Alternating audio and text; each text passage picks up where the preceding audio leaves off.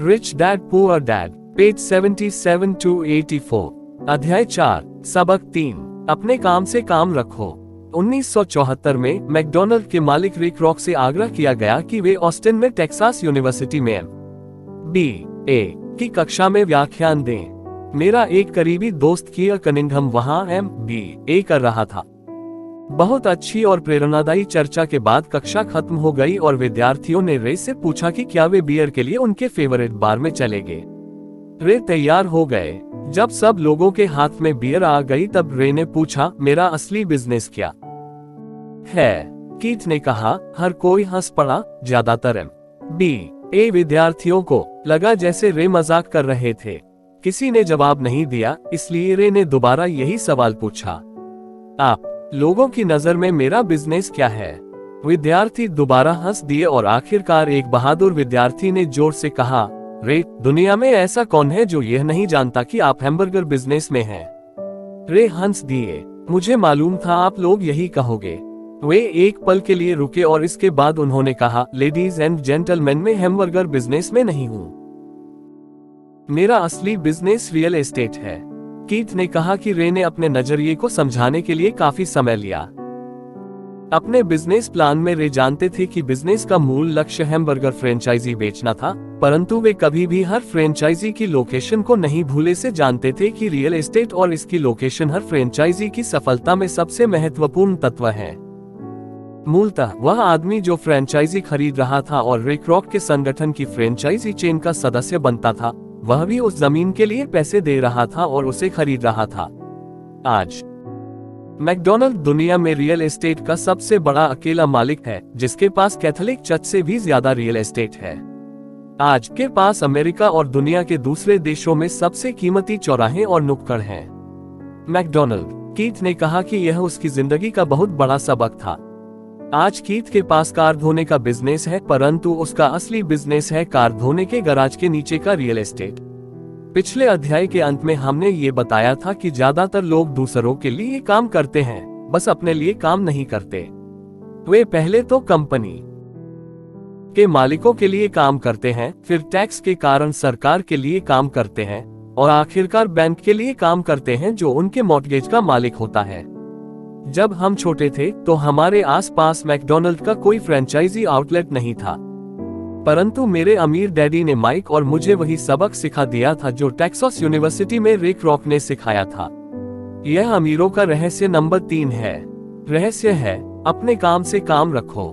लोगों की जिंदगी में पैसे की तंगी इसलिए आती है क्योंकि वे अपनी सारी जिंदगी दूसरों के लिए काम करते रहते हैं। कई लोगों के पास तो जिंदगी भर काम करने के बाद भी अपने लिए कुछ नहीं बच पाता। एक बार फिर, एक चित्र 1000 शब्दों के बराबर है। यहाँ एक इनकम स्टेटमेंट और बैलेंस शीट का चित्र दिया गया है जो रिक रॉक की सलाह का सबसे अच्छा उदाहरण है। आपका प्रोफेशन, आय, मालिक के लिए काम, व्यय, सरकार के लिए काम, संपत्ति, दायित्व, बैंक के लिए आपका बिजनेस, काम। हमारी वर्तमान शिक्षा पद्धति आज के युवाओं में अकादमिक कुशलताएं विकसित कर उन्हें अच्छी नौकरियां दिलाने के लिए तैयार करती है। उनकी जिंदगी उनकी तनख्वाह के चारों तरफ घूमती है, या जैसा पहले बताया जा चुका है, उनकी आमदनी वाले कॉलम के चारों तरफ। और ज्यादा अकादमिक कुशलताओं को विकसित करने के बाद वे अपनी व्यावसायिक योग्यताओं को बढ़ाने के लिए और ऊंची शिक्षा हासिल करते हैं। वे इंजीनियर, वैज्ञानिक, रसोइये, पुलिस अफसर, कलाकार, लेखक इत्यादि बनने के लिए पढ़ाई करते हैं। उनकी व्यावसायिक योग्यताएं उन्हें काम करने और पैसा कमाने का मौका देती हैं। परंतु ध्यान रहे, वे पैसे के लिए काम करते हैं। आपके प्रोफेशन और आपके बिजनेस में बहुत बड़ा अंतर है। मैं अक्सर लोगों से पूछता हूँ, आपका बिजनेस क्या है? और वे कहते हैं, मैं एक बैंकर हूँ। फिर मैं उनसे पूछता हूँ कि क्या वे बैंक के मालिक हैं? और सामान्यतः उनका जवाब होता है, नहीं, मैं वहां काम करता हूं। इस तरह उन्होंने अपने प्रोफेशन और अपने बिजनेस को एक ही समझ लिया है।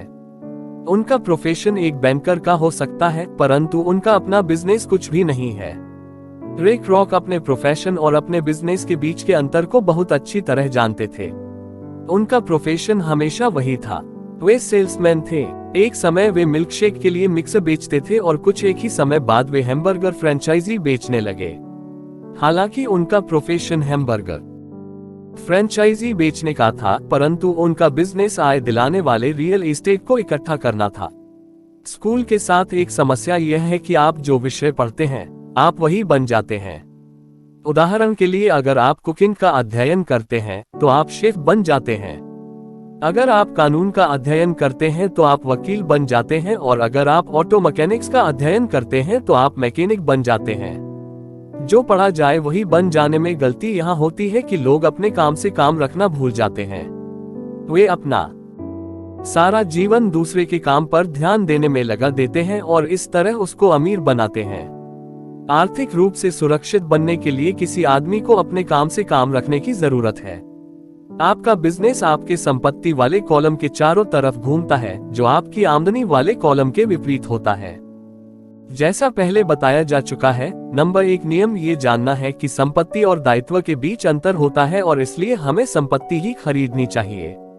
अमीर लोग अपने संपत्ति वाले कॉलम पर ध्यान देते हैं, जबकि बाकी सभी लोग अपने इनकम स्टेटमेंट पर ध्यान देते हैं। इसीलिए हमें ये बहुत सुनने में आता है, मुझे ज्यादा तनख्वाह की जरूरत है, काश कि मुझे प्रमोशन मिल जाए। मैं एक बार फिर स्कूल जाकर कुछ और प्रशिक्षण लेने वाला हूं ताकि मैं बेहतर नौकरी पा सकूं। मैं ओवरटाइम करने वाला हूं, शायद मुझे कोई पार्ट टाइम काम मिल जाए। मैं 2 सप्ताह में नौकरी छोड़ रहा हूं। मुझे एक नई नौकरी मिल गई है जिसमें तनख्वाह ज्यादा है। कई समूहों में ये समझदारी के विचार हैं, परंतु अगर आप रे क्रॉक की बात समझ लेते हैं तो ऐसा करके आप अपने काम से काम नहीं रख रहे हैं। ये सभी विचार अपना पूरा ध्यान आमदनी वाले कॉलम पर केंद्रित किए हुए हैं, और अगर अतिरिक्त धन का उपयोग आमदनी बढ़ाने वाली संपत्तियों को खरीदने में किया जाता है तभी वह आदमी आर्थिक रूप से सुरक्षित हो सकता है। गरीब और मध्य वर्ग के ज्यादातर लोग आर्थिक रूप से पुरातनपंथी होते हैं, यानी मैं जोखिम नहीं उठा सकता, यानी कि उनका कोई आर्थिक आधार नहीं होता। वे अपनी नौकरियों से चिपके रहते हैं। वे खेल को सुरक्षित तरीके से खेलते हैं। जब कंपनियों का आकार छोटा होने लगा तो लाखों करोड़ों लोगों को पता चला कि जिसे वे अपनी सबसे बड़ी संपत्ति मानते थे, यानी कि उनका घर, वह उन्हें जिंदा मार रहा है। उनकी घर नामक संपत्ति हर माह उनकी जेब से पैसे निकलवा रही थी। उनकी कार, उनकी दूसरी संपत्ति भी उन्हें जिंदा मार रही थी। गराज में रखे $1000 में खरीदे गए उनके गोल्फ क्लब अब $1000 के नहीं रह गए थे। नौकरी की सुरक्षा न होने के कारण अब उनके पास जीवनयापन का कोई आधार नहीं बचा था। उनके विचार में जो संपत्तियां थीं, वे पैसे के संकट के समय में उनकी कुछ भी मदद नहीं कर सकती थीं। मैं यह मानकर चल रहा हूं कि हम में से ज्यादातर ने मकान खरीदने या कार खरीदने के लिए बैंकर से लोन के लिए आवेदन फॉर्म भरा है। नेटवर्थ खंड पर नजर डालना हमेशा रोचक रहता है। ये रोचक इसलिए होता है क्योंकि इससे हम जान पाते हैं कि बैंकिंग और अकाउंटिंग में किन चीजों को संपत्तियां माना जाता है। एक दिन कर्ज लेने के लिए मेरी माली हालत बहुत अच्छी नहीं लग रही थी, इसलिए मैंने अपने नए गोल्फ क्लब, मेरे आर्ट कलेक्शन, पुस्तकें, स्टीरियो टेलीविजन, अरमानी सूट्स, कलाई घड़ियां, जूते और दीगर चीजों को संपत्ति वाले कॉलम में दिखा दिया। मेरे लोन के आवेदन को अस्वीकार कर दिया गया क्योंकि मेरा बहुत ज्यादा निवेश रियल एस्टेट में था। लोन कमेटी को ये पसंद नहीं आया था कि मैं अपार्टमेंट हाउसेस से इतने ज्यादा पैसे कमा रहा था। वे ये जानना चाहते थे कि मेरे पास एक सामान्य नौकरी क्यों नहीं है जिसमें वेतन मिलता हो। उन्होंने मेरे अमनी सूट्स, गोल्फ क्लब या आर्ट कलेक्शन के बारे में कोई सवाल नहीं किए। जिंदगी कई बार कठिन हो जाती है जब आप स्टैंडर्ड प्रोफाइल में फिट नहीं होते हैं।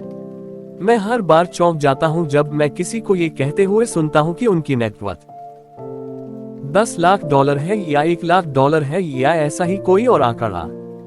नेटवर्थ के सटीक न होने का एक खास कारण यह है कि जिस पल आप अपनी संपत्तियों को बेचना शुरू करते हैं, आपको प्राप्तियों पर टैक्स चुकाना पड़ता है। इतने सारे लोग अपने आप को पैसे के गहरे संकट में डाल लेते हैं जब उनकी आमदनी कम हो जाती है। पैसा जुटाने के लिए वे अपनी संपत्तियां बेचते हैं।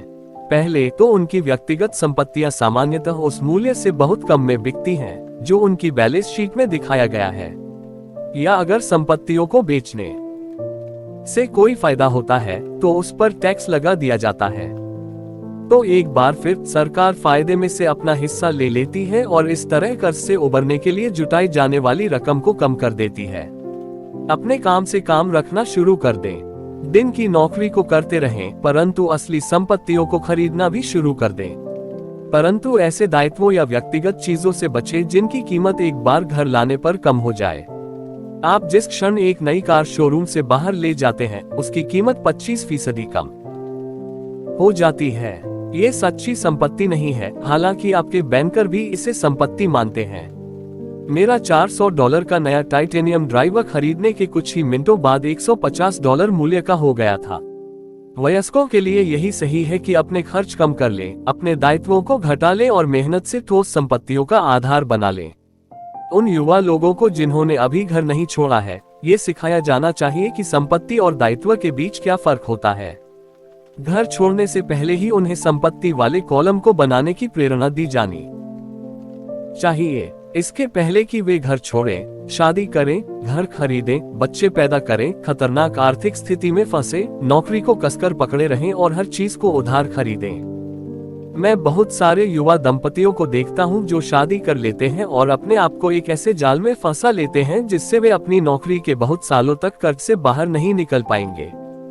जब आखिरी बच्चा घर छोड़कर चला जाता है, तब ज्यादातर लोगों को यह एहसास होता है कि उन्होंने रिटायरमेंट की पर्याप्त तैयारी नहीं की है और वे थोड़ा पैसा अलग रखना शुरू कर देते हैं। फिर उनके अपने मम्मी डैडी बीमार हो जाते हैं और उन पर नई जिम्मेदारियां आ जाती हैं। तो मैं आपको या आपके बच्चों को किस तरह की संपत्तियों के संग्रह की प्रेरणा दे रहा हूँ। मेरी दुनिया में असली संपत्तियां कई तरह की होती हैं। 1. ऐसे बिजनेस जिनमें मेरे होने की जरूरत न हो। मैं उनका मालिक जरूर हूँ, परंतु उन्हें दूसरे लोग चलाते हैं।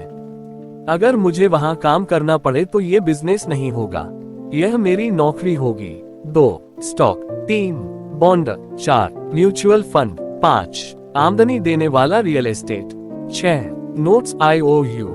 7. बौद्धिक संपदा जैसे संगीत, पटकथा, पेटेंट इत्यादि से मिलने वाली रॉयल्टी। 8. और ऐसी हर चीज जो कीमती है, जो आमदनी देती है और जिसका मूल्य बढ़ जाता है और जिसका बाजार तैयार है। जब मैं एक छोटा बच्चा था तो मेरे पढ़े लिखे डैडी ने मुझे एक सुरक्षित नौकरी ढूंढने की सलाह दी। दूसरी तरफ मेरे अमीर डैडी ने मुझे ऐसी संपत्तियों को इकट्ठा करने की सलाह दी जिन्हें मैं पसंद करता था। अगर तुम इन्हें पसंद नहीं करते होगे तो तुम इनका ध्यान नहीं रख पाओगे। मैं रियल एस्टेट इसलिए इकट्ठा करता हूं क्योंकि मुझे इमारतों और जमीन से प्यार है। मैं उनके लिए शॉपिंग करना भी पसंद करता हूं। मैं सारा दिन उनको निहार सकता हूं। जब समस्याएं आती हैं तो समस्याएं उतनी बुरी नहीं होती कि उनके कारण रियल एस्टेट के लिए मेरा प्यार कम हो जाए। ऐसे लोग जो रियल एस्टेट से नफरत करते हैं, उन्हें इसे नहीं खरीदना चाहिए। मुझे छोटी कंपनियों के स्टॉक से भी प्रेम है, खासकर नई कंपनियों के स्टॉक से। इसका कारण यह है कि मैं एंटरप्रेन्योर हूं, न कि कोई कॉर्पोरेट व्यक्ति। मेरे शुरुआती सालों में मैं बड़े संगठनों में काम कर चुका हूं, जैसे कैलिफोर्निया के स्टैंडर्ड में, US मरीन कॉर्प्स और जेरॉक्स कॉर्पोरेशन में। मैंने इन संगठनों में बिताए समय का मजा लिया है और मेरे पास कई सुखद यादें हैं, परंतु भीतर से मैं कंपनी में काम करने वाला आदमी नहीं हूँ। मुझे कंपनी शुरू करना अच्छा लगता है, परंतु उन्हें चलाना मुझे उतना अच्छा नहीं लगता। इसलिए मैं जो शेयर खरीदता हूँ वे भी सामान्यतः छोटी कंपनियों के होते हैं। और कई बार तो मैं कंपनी शुरू करता हूँ और उसे सार्वजनिक बना देता हूँ। नए स्टॉक के शेयर में किस्मत चमक सकती है और मुझे ये खेल पसंद है। कई लोग कम पूंजी वाली कंपनियों से डरते हैं और उन्हें खतरनाक कहते हैं, और वे खतरनाक हैं भी। परंतु खतरा हमेशा कम हो जाता है अगर आप निवेश से प्रेम करते हैं, उसे समझते हैं और खेल को अच्छी तरह से जानते हैं। छोटी कंपनियों के साथ मेरी रणनीति यह होती है कि 1 साल में अपने शेयर बेच दिए जाएं। दूसरी तरफ मेरी रियल एस्टेट की रणनीति छोटी प्रॉपर्टी से शुरू करने की होती है। फिर मैं उस छोटी प्रॉपर्टी को बेचकर उससे थोड़ी बड़ी प्रॉपर्टी ले लेता हूं और इस तरह अपने फायदे पर टैक्स चुकाने से बचता रहता हूं। इससे प्रॉपर्टी की वैल्यू में नाटकीय बढ़ोतरी होती है। मैं सामान्य तौर पर रियल एस्टेट को 7 साल से कम समय अपने पास रखता हूँ। वर्षों तक जब मैं मरीन कॉर्प्स और जेरॉक्स में था तब भी मैंने वही किया जो मेरे अमीर डैडी ने मुझे सिखाया था। मैं अपनी दिन की नौकरी करता था, परंतु मैं अपने काम से काम भी रखता था। मैं अपनी संपत्ति वाले कॉलम में कुछ न कुछ करता रहता था। मैं रियल एस्टेट और छोटे स्टॉक्स की खरीद फरोख्त भी करता था। अमीर डैडी ने हमेशा पैसे की समझ के महत्व पर जोर दिया था। जितनी अच्छी तरह मैं अकाउंटिंग और कैश मैनेजमेंट को समझ सकता था, उतनी ही अच्छी तरह मैं निवेशों का विश्लेषण कर सकता था और आखिरकार खुद की कंपनी शुरू कर सकता था और उसे सफल बना सकता था। जब तक कि कोई पहले से ही ऐसा न सोच रहा हो, मैं किसी को अपनी कंपनी बनाने के लिए प्रोत्साहित नहीं करता। मैं जानता हूं कि कंपनी चलाने में कितना झंझट होता है और मैं नहीं चाहता कि आप उस झंझट में फंसे। कई बार ऐसा भी समय आता है जब लोगों को रोजगार नहीं मिलता और उनके लिए कंपनी शुरू करना एक समाधान होता है, परंतु सफलता के अवसर बहुत कम हैं। 10 में से 9 कंपनियां 5 साल में डूब जाती हैं। पहले 5 साल में जो कंपनियां बची रहती हैं, उनमें से भी 10 में से 9 कंपनियां बाद में बंद हो जाती हैं। तो अगर आपकी पहले से ही अपनी कंपनी शुरू करने की इच्छा हो तभी मैं इसकी सलाह दूंगा, अन्यथा अपनी दिन की नौकरी करते रहें और अपने काम से काम रखें। जब मैं कहता हूं कि अपन काम से काम रखें, तो मेरा यह मतलब है कि आप अपनी संपत्ति वाले कॉलम को ज्यादा मजबूत बनाते रहें। एक बार इसमें $1 जाए तो वह बाहर न निकल पाए। इसे इस तरह सोचे कि जब $1 आपकी संपत्ति वाले कॉलम में जाता है तो वह आपका कर्मचारी बन जाता है। पैसे के बारे में सबसे अच्छी चीज यह है कि यह हर दिन 24 घंटे काम करता है और ऐसा पीढ़ियों तक कर सकता है। अपनी दिन की नौकरी करते रहें, एक अच्छे मेहनती कर्मचारी की तरह काम करें, परंतु अपने संपत्ति वाले कॉलम को बढ़ाते रहें। जब आपका कैश फ्लो बढ़ता है, तब आप कुछ विलासिता की चीजें खरीद सकते हैं।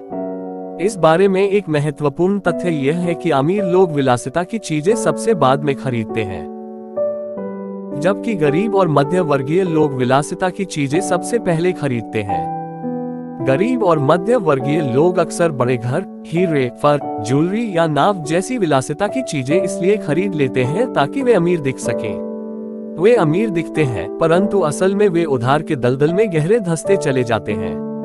वे लोग जिनके पास पीढ़ियों से पैसा है, जो लंबे समय अमीर हैं, वे अपने संपत्ति वाले कॉलम को सबसे पहले बनाते हैं। फिर संपत्ति वाले कॉलम से होने वाली आमदनी उनके लिए विलासिता की चीजें खरीद लेती है। गरीब और मध्य वर्गीय लोग अपनी खून पसीने की कमाई और बच्चों की विरासत की कीमत पर विलासिता की चीजें खरीदते हैं। सच्ची विलासिता असली संपत्ति में निवेश करने और उसे विकसित करने का प्रोत्साहन है। उदाहरण के तौर पर, जब मेरी पत्नी और मेरे पास हमारे अपार्टमेंट हाउसेस से अतिरिक्त पैसा आने लगा, तो वह बाजार गई और अपने लिए मर्सिडीज खरीद लाई। इसमें जरा सी भी मेहनत या जोखिम नहीं था, क्योंकि अपार्टमेंट हाउस के कारण उसने कार खरीदी थी, परंतु उसे इसके लिए 4 साल तक इंतजार करना पड़ा था, जब रियल एस्टेट पोर्टफोलियो बढ़ रहा था और आखिरकार उसने इतना अतिरिक्त पैसा दे दिया कि कार खरीदी जा सके। परंतु मर्सिडीज की यह विलासिता दरअसल एक सच्चा पुरस्कार है, क्योंकि उसने ये साबित कर दिया था कि वह अपने संपत्ति वाले कॉलम को सही तरह से बढ़ाना जानती है। अब उसके लिए उस कार की कीमत सामान्य रूप से खरीदी गई कार से कहीं ज्यादा है।